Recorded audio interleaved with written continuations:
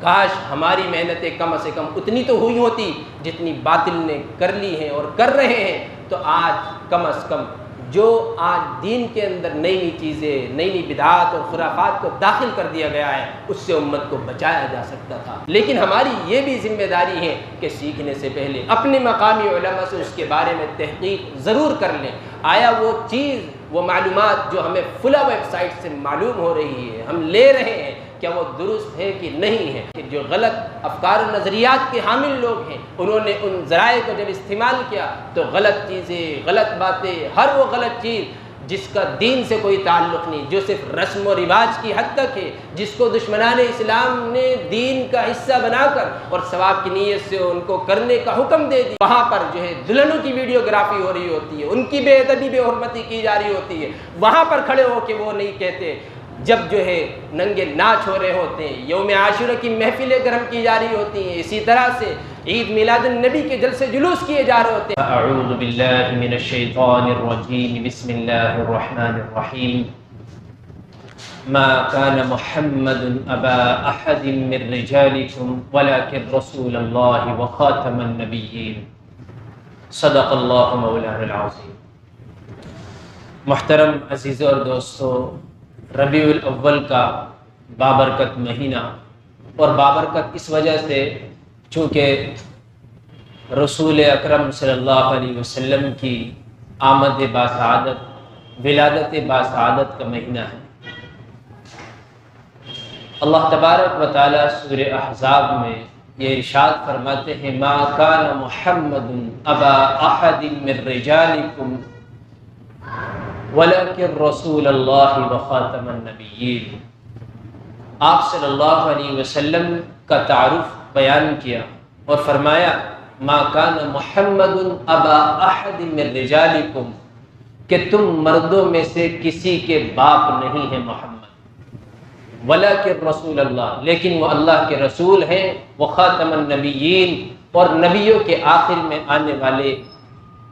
آخری نبی ہیں۔ تو یہاں پر ایک چیز سے انکار کیا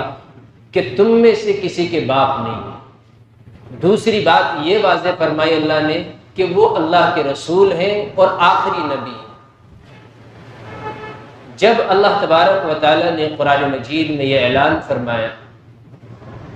تو اس کے بعد اب قیامت تک کوئی بھی نبی ہونے کا اگر دعویٰ کرے گا تو وہ جھوٹا، کذاب اور دجال ہوگا، اس لیے کہ رسول اللہ صلی اللہ علیہ وسلم نے خود یہ اعلان فرمایا، لا نبی بعدی، انا خاتم النبیین، کہ میں آخری نبی ہوں، نبیوں کے آخر میں آنے والا ہوں، اور فرمایا لا نبی بعدی، میرے بعد اب کوئی نبی آنے والا نہیں۔ تو قیامت تک تمام آنے والی انسانیت، تمام عالموں کے لیے آخری نبی محمد عربی صلی اللہ علیہ وسلم کو بھیجا جا چکا۔ اب رسول اللہ صلی اللہ علیہ وسلم کی وفات کے بعد، آپ کے اس دنیا سے رخصت ہو جانے کے بعد، رسول اللہ صلی اللہ علیہ وسلم جن ذمہ داریوں کے ساتھ مبعوث کیے گئے تھے، اس کے اندر بہت غور کرنے کی بات یہ ہے کہ آپ کسی خاص زمانے کے لیے مبعوث نہیں کیے گئے۔ نمبر دو، جن لوگوں میں آپ بھیجے گئے، خاص ان لوگوں کے لیے نہیں بھیجے گئے جس طرح سے پچھلے انبیاء کرام علیہم الصلاۃ والسلام مبعوث ہوتے رہے، اس دنیا میں تشریف لاتے رہے، اور وہ کسی خاص زمانے کے لیے متعین تھے، اور خاص قبیلے اور خاص برادری اور اس زمانے کے کچھ خاص لوگوں کے لیے متعین تھے۔ لیکن آخری نبی محمد عربی صلی اللہ علیہ وسلم کو رہتی دنیا تک کا نبی بنا کر بھیجا گیا۔ تو ایک تو یہ بات رسول اللہ صلی اللہ علیہ وسلم کی شان کے اندر اضافہ کرتی ہے کہ آپ صرف ایک خاص زمانے کے لیے پچھلے نبیوں کی طرح نبی بنا کر نہیں بھیجے گئے، آپ خاص لوگوں کے لیے نبی بنا کر نہیں بھیجے گئے، بلکہ آپ رہتی دنیا تک کے انسان اور جنات اور تمام ہی جتنی چیزیں اللہ نے پیدا فرمائی ان سب کے لیے آپ کو مبعوث کیا گیا، نبی بنا کر بھیجے گئے۔ لیکن رسول اللہ صلی اللہ علیہ وسلم کی وفات کے بعد، آپ کے اس دنیا سے رخصت ہو جانے کے بعد، اب جس ذمہ داری کو آپ لے کر آئے تھے، جس دین کو آپ لے کر آئے تھے، اور وہ قرآن، وہ آخری کتاب، وہ اللہ کا کلام جس کو ہم قرآن کریم کہتے ہیں، 23 سالوں میں بذریعہ وحی آپ صلی اللہ علیہ وسلم پر نازل کر کے اس امت کو عطا کر دیا گیا۔ اب اس کے پیغام کو اس دنیا تک، رہتی دنیا کے انسانوں اور جناتوں تک پہنچانے کی ذمہ داری رسول اللہ صلی اللہ علیہ وسلم کے بعد ہم سب کی ہے، اور ہم میں سے خاص کر علماء دین کی یہ ذمہ داری بنتی ہے کہ وہ دین کو صحیح طور پر امت تک پہنچانے کی فکر اور کوشش کریں، اور جو راستے اور وسیلے اور ذرائع ہیں ان کو اختیار کریں، اور رسول اللہ صلی اللہ علیہ وسلم کے زمانے سے لے کر آج تک اس دین کو جس ذمہ داری کے ساتھ اللہ کے رسول صلی اللہ علیہ وسلم نے اپنے صحابہ کو عطا کیا تھا، انہوں نے بخوبی اس ذمہ داری کو نبھایا اور اس دین کو صحیح طور پر آگے آنے والی نسلوں اور انسانیت تک پہنچانے کا کام کیا، اور انہوں نے پہنچایا۔ پھر اس کے بعد تابعین کا دور آیا، پھر تبع تابعین کا دور آیا، پھر ہمارے اسلاف، اکابرین اور یہ علماء کا سلسلہ بھی چل رہا ہے، اور قیامت تک یہ سلسلہ ایسی چلتا رہے گا۔ اور علماء کے اوپر قرآن و حدیث کی روشنی میں یہ ذمہ داری ڈالی گئی ہے کہ العلماء ورثۃ الانبیاء، کہ علماء انبیاء کے وارث ہیں۔ کس چیز میں؟ کیا انبیاء کرام علیہم الصلاۃ والسلام کو وراثت میں مال اور دولت، سونے چاندی کے ذخائر مل گئے؟ نہیں۔ جب نبی علیہ الصلاۃ والسلام سے پوچھا گیا کہ وہ وارث کس چیز کے ہیں، تو آپ نے کیا فرمایا؟ آپ نے فرمایا کہ دین کے وارث ہیں، کہ انبیاء کی وراثت دینار اور درہم نہیں ہے، بلکہ انبیاء کی وراثت دین ہے، علم ہے۔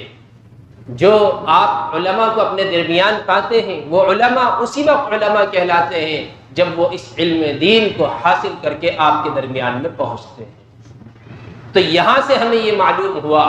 کہ اگر کوئی ہمیں دین سکھا سکتا ہے، ہمیں نبی کی تعلیمات بتا سکتا ہے، ہمیں نبی کا طریقہ زندگی سکھا سکتا ہے، ہمیں جو ہے وہ جو تعلیمات رسول اللہ صلی اللہ علیہ وسلم تمام رہتی دنیا تک کے انسانوں کے لیے لے کر آئے تھے، اگر وہ کوئی ہمیں سمجھا سکتا ہے، تو ہمارے درمیان اگر کوئی جماعت ہے تو وہ علماء کی جماعت۔ اب جس زمانے کے اندر جو وسائل اور ذرائع ان کو میسر ہوئے، اسی طرح سے وہ کام کرتے رہے۔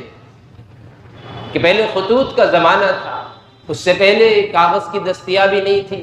کبھی چمڑے پر لکھ لیا، کبھی پتھر پر لکھ لیا، کبھی پتوں پر لکھ لیا، جہاں جیسا موقع لگا اس کو محفوظ کرتے چلے گئے۔ پھر کاغذ کا دور آیا تو اس میں محفوظ کیا، پھر خطوط کا دور آیا، اس کے ذریعے سے دوسروں تک دین پہنچانے کا کام کیا، اور اسی طرح سے اس کے بعد پھر اور بھی ذرائع جو ہیں بڑھتے چلے گئے، اور آج ٹیکنالوجی کا دور ہے، آج ڈیجیٹل دور چل رہا ہے، آج تمام دنیا ایک جگہ جمع ہو چکی ہے۔ ابھی سیکنڈ نہیں لگتا کہ ہم امریکہ میں بیٹھے ہوئے شخص سے فوراً روبرو ہو جاتے ہیں، سیکنڈ نہیں لگتے کہ ہم جو ہے دنیا کے کسی بھی کونے میں بیٹھے ہوئے شخص سے روبرو ہو جاتے ہیں، اس سے گفتگو کر لیتے ہیں، ہماری آواز اس تک پہنچ جاتی ہے، اس کی آواز ہم تک آ جاتی ہے، ہماری تصویریں اس تک پہنچ جاتی ہیں، اور اس کی تصویریں ہم تک پہنچ جاتی ہیں۔ تو جس طرح سے زمانہ ترقی کرتا گیا، اسی تیزی کے ساتھ، اسی رفتاری کے ساتھ اس دین کو بھی ترقی کرنا چاہیے تھا، لیکن کہیں نہ کہیں علماء نے اس کے اندر تھوڑی سی احتیاط سے کام لیتے ہوئے دوسرے ذرائع کو جو آنے والے تھے ان کو پہلے ٹٹولا، جانچا، دیکھا کیا ان وسائل اور ذرائع کو استعمال کرنا درست ہے کہ نہیں ہے، اور جب وہ ٹھیک پائے گئے تو پھر علماء نے ان ذرائع کو بھی استعمال کیا، اس لیے کہ جو بھی ذریعہ آپ کو ملتا ہے دین کے سیکھنے کا، اس کے اوپر پہلے تحقیق کی جاتی ہے، اور ہر چیز کے دو پہلو ہوتے ہیں، اس کے اندر ایک نقصان کا پہلو موجود ہے اور ایک فائدے کا پہلو موجود ہے۔ آپ چاہیں تو کسی بھی چیز کے ذریعے سے فائدہ اٹھا لے، چاہے تو اس سے نقصان اٹھا لے، چاہے تو آپ اس کو خراب کر دیں، چاہے تو آپ اس کو دوسروں کے لیے بھی کیا کریں، فائدے کی چیز بنا دیں۔ تو یہ ہمارے اختیار میں ہے کہ ہم جس چیز کا استعمال کر رہے ہیں کیا ہم اس کا صحیح استعمال کر رہے ہیں یا غلط استعمال کر رہے ہیں۔ تو ہر چیز کا استعمال دو طریقے پر ہے، ایک صحیح راستہ ہے، ایک غلط راستہ ہے۔ جو غلط راستے سے کسی بھی چیز کا استعمال کرے گا اللہ کے یہاں وہ جواب دہ ہوگا، اللہ تبارک و تعالیٰ کے یہاں اس سے پوچھ ہوگی، اس کی پکڑ ہوگی۔ اور جو اس کا صحیح استعمال کرے گا اور اس کو نیک کاموں کے لیے استعمال کرے گا، دین کے لیے استعمال کرے گا، تو ظاہر سی بات ہے اللہ تبارک و تعالیٰ کے یہاں اس کو اجر و انعام سے نوازا جائے گا۔ تو علماء نے پھر اس زمانے کی تیز رفتاری کو دیکھتے ہوئے سوشل میڈیا کے راستے کو اختیار کیا۔ آج web sites, what's app, YouTube اور اسی طرح سے فیس بک اور دیگر جو موبائل ایپس ہیں جن کے ذریعے سے آج ہم بہت ساری معلومات حاصل کرتے ہیں، اور ہمارے تمام بڑے ادارے اور ہمارے اکابرین نے ان تمام دین کی معلومات کو آج جو ہے ان ویب سائٹس کے اوپر ڈال دیا ہے۔ کیوں ڈالا ہے؟ اسی لیے تو ڈالا ہے تاکہ ہم اس سے سیکھیں، لیکن ہماری یہ بھی ذمہ داری ہے کہ سیکھنے سے پہلے اپنے مقامی علماء سے اس کے بارے میں تحقیق ضرور کر لیں۔ آیا وہ چیز، وہ معلومات جو ہمیں فلاں ویب سائٹ سے معلوم ہو رہی ہے، ہم لے رہے ہیں، کیا وہ درست ہے کہ نہیں ہے؟ ہم فلاں عالم دین کو سن رہے ہیں، کیا سننا بہتر ہے کہ نہیں ہے؟ کیا ان کے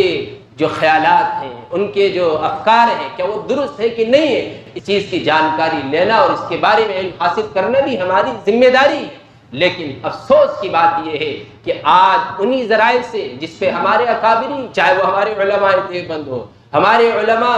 دیگر مکتب فکر کے ہوں، آج وہاں سوشل میڈیا پر، یوٹیوب پر، فیس بک پر بھرے ہوئے ہیں، لیکن اس سے زیادہ مواد اگر ہم دیکھتے ہیں تو وہ باطل مواد اس کے اندر موجود ہے، چونکہ انہوں نے اس کو باطل کو پھیلانے کے لیے اصل اس کو ایجاد کیا تھا، اور وہ چیز وہاں پہ زائد پائی جاتی ہے۔ ہماری محنتیں بہت تھوڑی ہیں، ہمیں بہت زیادہ اس پر محنت کرنے کی ضرورت تھی اور آگے ہے، تاکہ وہاں پر زیادہ سے زیادہ مواد دینی اور حق مواد جو ہے وہ موجود رہے، تاکہ لوگوں کو صحیح رہنمائی مل سکے، صحیح دین کی باتیں معلوم ہو سکے۔ آج یہ ہے کہ جو غلط افکار و نظریات کے حامل لوگ ہیں، انہوں نے ان ذرائع کو جب استعمال کیا تو غلط چیزیں، غلط باتیں، ہر وہ غلط چیز جس کا دین سے کوئی تعلق نہیں، جو صرف رسم و رواج کی حد تک ہے، جس کو دشمنان اسلام نے دین کا حصہ بنا کر اور ثواب کی نیت سے ان کو کرنے کا حکم دے دیا اور وہ کرتے چلے گئے، ان چیزوں کی ویڈیوز اور آڈیوز اپلوڈ کر دی گئی اور لوگوں تک پہنچا دی گئی، لوگ اس کو سچ ماننے لگے، کیونکہ لوگوں کے لیے آسانی کا راستہ وہی ہے کہ وہاں سے اس کو حاصل کر سکتے ہیں، سیکھ سکتے ہیں۔ لیکن آج جب حق چیز کی ترویج کی جاتی ہے، اس کی اشاعت کی فکریں کی جاتی ہے، ہم زمانہ دراز سے، ہم برس سے ہم جو اپنے علماء کو، اپنے ائمہ کو، اپنے بزرگوں کو ہم سن رہے ہیں اپنے کانوں سے، ہم اپنے موبائل میں، اپنے ٹی وی پر، ہم انٹرنیٹ پر، ہم اپنے یوٹیوب اور فیس بک پر، لیکن وہیں جب ہمارے مقامی علماء اس پر خدمت کرتے ہوئے نظر آتے ہیں تو مقامی لوگوں کی طرف سے اس پر آبجیکشن لگایا جاتا ہے، جبکہ وہ برس ہا برس سے دوسروں کو کلپیں شیئر کر رہے ہوتے ہیں، ویڈیو شیئر کر رہے ہوتے ہیں کہ دیکھو طارق جمیل صاحب کیا فرما رہے، دیکھو طارق مسعود صاحب کیا فرما رہے، دیکھو فلاں صاحب کیا فرما رہے، جب ان کو اعتراض نہیں ہوتا۔ لیکن مقامی علماء جب اس پر کام کر رہے ہیں تاکہ جو ہے دین کی ترویج اور اشاعت میں مزید جو ہے کچھ اضافہ ہو جائے، کچھ اس کے اندر ذریعہ آخرت ہو جائے، کچھ نجات کا ذریعہ ہمارے لیے بھی بن جائے، تو پھر اس کے اوپر اعتراض کیا جاتا ہے، تو اس کے اوپر انگلیاں اٹھائی جاتی ہیں، اور یہ وہ لوگ ہوتے ہیں جو اپنی شادیوں میں ڈی جے، بینڈ بازے اور ان چیزوں سے باز نہیں آتے، فالتو ویڈیوگرافی سے باز نہیں آتے، وہاں پر جو ہے دلہنوں کی ویڈیوگرافی ہو رہی ہوتی ہے، ان کی بے ادبی، بے حرمتی کی جا رہی ہوتی ہے، وہاں پر کھڑے ہو کے وہ نہیں کہتے، جب جو ہے ننگے ناچ ہو رہے ہوتے ہیں، یوم عاشورہ کی محفلیں گرم کی جا رہی ہوتی ہیں، اسی طرح سے عید میلاد النبی کے جلسے جلوس کیے جا رہے ہوتے ہیں، جس کی کوئی شہادت، جس کی کوئی دلیل رسول اللہ صلی اللہ علیہ وسلم سے، رسول اللہ صلی اللہ علیہ وسلم کے صحابہ سے، اور اس کے بعد تابعین اور تبع تابعین اور ہمارے اسلاف، ہمارے اکابرین، اور آپ آ جائے حضرت عبد القادر جیلانی رحمۃ اللہ علیہ، ان بزرگوں کے زمانے تک کہیں ان کے جلسے جلوس نکلتے ہوئے نظر نہیں آتے۔ آج جو ہے وہی لوگ کہ جو اس کو صحیح سمجھتے ہیں، آج جب صحیح چیز ڈالی جاتی ہے، صحیح چیز کی اشاعت کی فکریں اور کوششیں کی جاتی ہیں، تو ان کو وہ غلط نظر آتا ہے کہ یہ کام کیوں ہو رہا ہے، یہ غلط کام کیوں کیا جا رہا ہے۔ میرے عزیز و دوستو، آج ہمیں سمجھنے کی، سوچنے کی ضرورت ہے کہ آج ہماری محنتیں بہت ہی مختصر ہیں۔ آج ہم نے باطل کے مقابلے میں بہت تھوڑی محنتیں کی ہیں۔ کاش ہماری محنتیں کم سے کم اتنی تو ہوئی ہوتی جتنی باطل نے کر لی ہیں اور کر رہے ہیں، تو آج کم از کم جو آج دین کے اندر نئی نئی چیزیں، نئی نئی بدعات اور خرافات کو داخل کر دیا گیا ہے، اس سے امت کو بچایا جا سکتا تھا۔ لیکن آج امت کا ایک بڑا طبقہ انہی رسوم و رواج کا کیا ہے، غلام بن چکا ہے اور ان کو صحیح مان چکا ہے، اور اس کو صحیح مان کر اس کو جو ہے دین سمجھ کر ثواب کی نیت سے اس کو اختیار کر رہا ہے، اس کو عمل میں لا رہا ہے، جبکہ رسول اللہ صلی اللہ علیہ وسلم سے اور آپ صلی اللہ علیہ وسلم کے صحابہ سے وہ چیزیں ثابت نہیں ہیں۔ اور نبی علیہ السلام نے فرمایا کہ سب سے افضل کلام اگر کوئی ہے تو وہ اللہ کا کلام ہے، اور فرمایا کہ سب سے بہترین طریقہ اگر کوئی ہے جس پر چل کر ہم نجات حاصل کر سکتے ہیں، جس پر چل کر ہم دنیا اور آخرت میں کامیابی حاصل کر سکتے ہیں، ہم آخرت کے اندر ہم نبی پاک صلی اللہ علیہ وسلم کی شفاعت اور سفارش کے مستحق بن سکتے ہیں، تو وہ رسول اللہ صلی اللہ علیہ وسلم کا مبارک طریقہ ہے۔ خیر الہدی ہدی محمد صلی اللہ علیہ وسلم، اور فرمایا وشر الامور محدثاتها، اور بدترین اعمال، بدترین کام وہ ہے جن کو دین میں نیا داخل کر لیا گیا ہے، جن کا قرآن اور حدیث سے کوئی ثبوت موجود نہیں ہے، جن کا رسول اللہ صلی اللہ علیہ وسلم اور آپ صلی اللہ علیہ وسلم کے صحابہ سے، دور صحابہ سے اس کا کوئی ثبوت نہیں ملتا کہ نبی نے اس کام کو کیا ہو، صحابہ نے اس کام کو کیا ہو، صحابہ کے بعد تابعین نے اس کام کو کیا ہو، جن کو ہم مانتے ہیں، جن کی ہم مسلک کی پیروی کرتے ہیں، جن کی ہم کتابوں کو پڑھتے ہیں، چاہے وہ امام اعظم رحمۃ اللہ علیہ ہوں، امام شافعی رحمۃ اللہ علیہ، امام مالک رحمۃ اللہ علیہ، امام احمد بن حنبل رحمۃ اللہ علیہ کے ساتھ ساتھ امام بخاری، امام مسلم، امام ابو داؤد، امام نسائی، مطلب تمام کی تمام جو بڑی کتابیں ہیں قرآن مجید کے بعد احادیث کی، اگر ہم ان کے زمانوں کو بھی دیکھیں تو ان زمانوں کے اندر بھی یہ بدعات و خرافات نہیں پائی جاتی۔ یہ بعد کے زمانے کی ایجادات ہیں، بعد کے زمانے میں ان کو داخل کیا گیا ہے تاکہ جو ہے مسلمان صحیح تعلیمات سے دور ہو جائے۔ رسول اللہ صلی اللہ علیہ وسلم جس صحیح دین کو لے کر آئے تھے، جس حق کو لے کر آئے تھے، یہ مسلمان اس حق کو اپنانے سے اور اس حق کو اختیار کرنے سے رک جائے اور یہ لکیر کا فقیر بن جائے۔ اور آج اس کے نتائج ہمارے سامنے ہیں کہ ہم یہ دیکھتے ہیں کہ آج یہ مجمع جو ہمیں نظر آ رہا ہے، اس مجمع کے اندر 90 سے 80% طبقہ ایسا ہے جو قرآن کو صحیح طرح سے تلاوت کرنا نہیں جانتا، جبکہ ہم میں سے ہر ایک کی ذمہ داری تھی کہ قرآن کی تلاوت کے ساتھ ساتھ ہم اس کو سمجھنے والے ہوتے۔ ہم میں سے ہر ایک اس قابل ہوتا کہ اگر کبھی امام نہ ہو، کسی حادثے کی وجہ سے، کسی اچانک ان بشری تقاضے کی وجہ سے وہ مصلی پر نہ پہنچ پائے اور مؤذن بھی اس دن کسی وجہ سے نہ ہو، تو ہم میں سے ہر ایک اس قابل ہو کہ آگے بڑھ کر نماز پڑھا سکے۔ لیکن آج کوئی اس کی جرات کرتا ہوا نظر نہیں آتا۔ اگر کوئی بڑھ بھی جائے چند مہینے، چند چلے اور چند سال جو ہے وہ جماعت میں لگا کر، جب تک بھی اس کا قرآن درست نہیں ہو پاتا، اگر وہ قرآن پڑھنے لگتا ہے تو اس کے قرآن میں ایسی لفظی غلطیاں ہوتی ہیں کہ نمازی فاسد ہو جائے، وہ نمازی اللہ قبول نہ فرمائے، سب کی نمازیں اس کے ساتھ ساتھ خراب ہو جائے۔ تو ہماری ذمہ داری تھی، آج ہم جب لکیر کے فقیر بنے تو ہم نے قرآن خوانی کو سب سے اعلیٰ عبادت سمجھ لیا کہ ہمارے یہاں کوئی نیا مکان بنے گا، ہمارے یہاں کوئی نئی دکان کھلے گی، ہمارے یہاں کوئی بیمار ہوگا، ہمارے یہاں کوئی مرے گا تو ہم جو قرآن خوانی کروائیں۔ یہ آج ہم نے دین سمجھ لیا، جبکہ کہیں قرآن و حدیث میں یہ نہیں ہے کہ اگر آپ کے یہاں کوئی مر رہا ہے، آپ کے یہاں کوئی جی رہا ہے، کسی کی پیدائش ہو رہی ہے، آپ نئے مکان، نئے دکان کی خریداری کر رہے ہیں تو آپ قرآن خوانی کروائیں۔ یہ کہاں سے آپ دین لے کر آئے ہیں؟ یہ کہیں قرآن و حدیث میں نہیں ملتا، نہ ہمیں دور صحابہ سے ملتا ہے، بلکہ وہ خود ایسا پڑھنے والے تھے، ان میں سے ہر ایک قرآن و حدیث کا عالم کہلاتا تھا، ان میں سے ہر ایک کافی جانکاری رکھتا تھا اور ہر ایک قرآن کو اچھے انداز سے پڑھنے والا تھا کہ جب ضرورت ہوتی تھی خود وہ اپنے گھروں میں، اپنی دکانوں میں، اپنے مکانوں میں بیٹھ کر قرآن پڑھتے تھے، اور جب ان میں سے کسی کا انتقال ہوتا تھا خود وہ اس کی محبت میں جتنا ہو سکتا تھا پڑھتے تھے۔ یہ نہیں کہ آج ہماری طرح جیسا کہ آج جاہلوں نے کر رکھا ہے کہ قرآن خوانی کو اپنا جو ہے وطیرہ سمجھ لیا کہ کچھ ہوگا تو قرآن خوانی کروا لیں گے، کام ہو جائے گا۔ ارے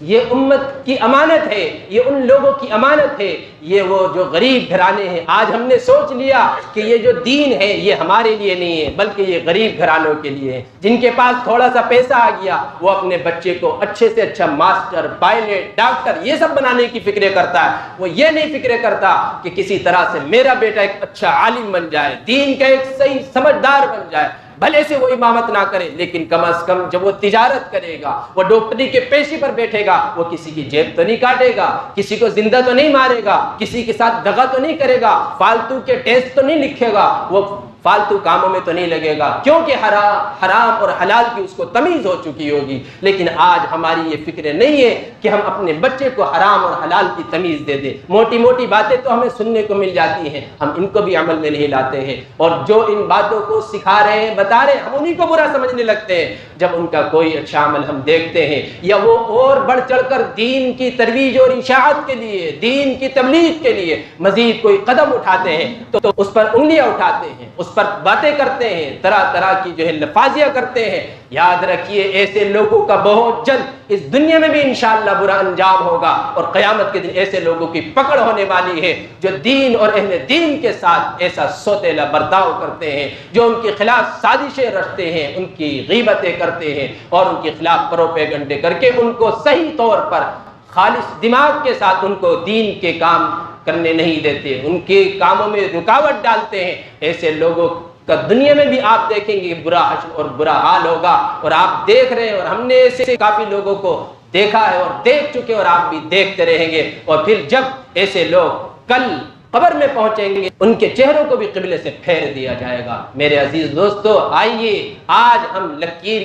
کہ جو فقیر بنے ہوئے اس عمل سے اپنے آپ کو ہٹاتے ہوئے صحیح دین کو حاصل کرنے والے بنے، قرآن کو پڑھنے والے بنے، قرآن کو سیکھنے والے بنے۔ کوئی عمر دین کو سیکھنے کی، قرآن کو پڑھنے کی، قرآن کو صحیح کرنے کی نہیں ہے، آپ ہر عمر میں کر سکتے ہیں۔ صحابہ نے یہ کر کے بتلایا ہے، صحابہ نے یہ کر کے دکھلایا ہے۔ تو آئیے آج سے عہد کریں کہ انشاءاللہ ہم دین کی صحیح تعلیمات کو خود بھی حاصل کریں گے، اپنی اولادوں کو اور اپنی نسلوں کو بھی انشاءاللہ صحیح تعلیمات سے آراستہ